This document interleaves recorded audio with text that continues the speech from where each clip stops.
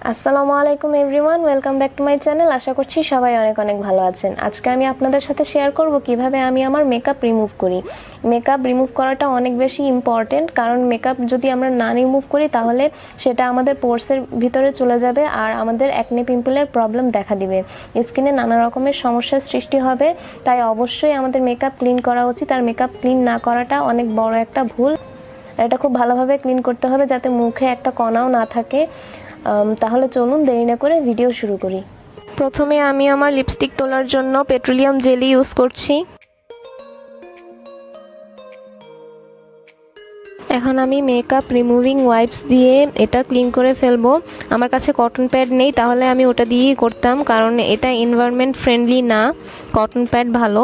এখন আমি এই পন্ডসের ক্রিম ক্লেনজারটা ইউজ করছি মেকআপ রিমুভ করার জন্য।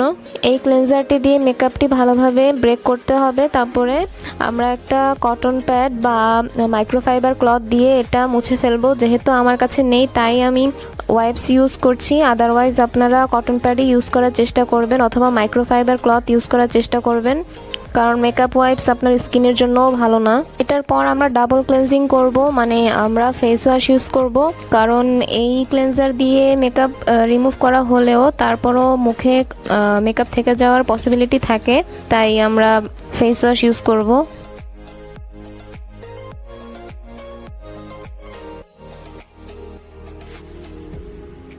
এরপরে এখন একটি ফেস প্যাক ইউজ করব। আপনারা চাইলে যে কোনো ফেস প্যাক ইউজ করতে পারেন, DIY ইউজ করতে পারেন আপনাদের ইচ্ছা, বা যদি ফেস প্যাক ইউজ না করেন তাতেও কোনো সমস্যা নেই।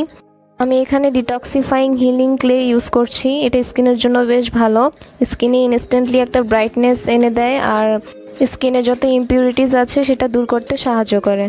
এটা শুকিয়ে আসা পর্যন্ত আমাদেরকে ওয়েট করতে হবে। শুকিয়ে আসলে তারপর আমরা নর্মাল পানি দিয়ে ধুয়ে ফেলবো। আস্তে আস্তে ধুতে হবে, বেশি জোরে ঘষা দেওয়া যাবে না, অথবা মাইক্রোফাইবার ক্লথ ভিজিয়ে নিয়ে তারপরে সেটা দিয়ে আপনারা ক্লিন করতে পারেন।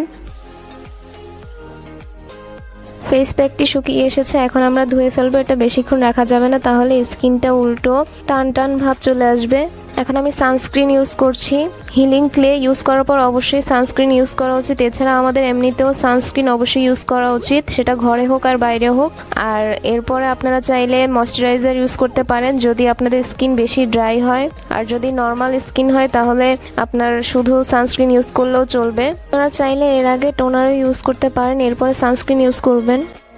তো এই ছিল আজকের ভিডিও। হোপফুলি আপনাদের ভালো লেগেছে। ভালো লেগে থাকলে লাইক, কমেন্ট, শেয়ার ও সাবস্ক্রাইব করতে কিন্তু ভুলবেন না। আজকের মতো এখানেই বিদায় নিচ্ছি। আল্লাহ হাফেজ।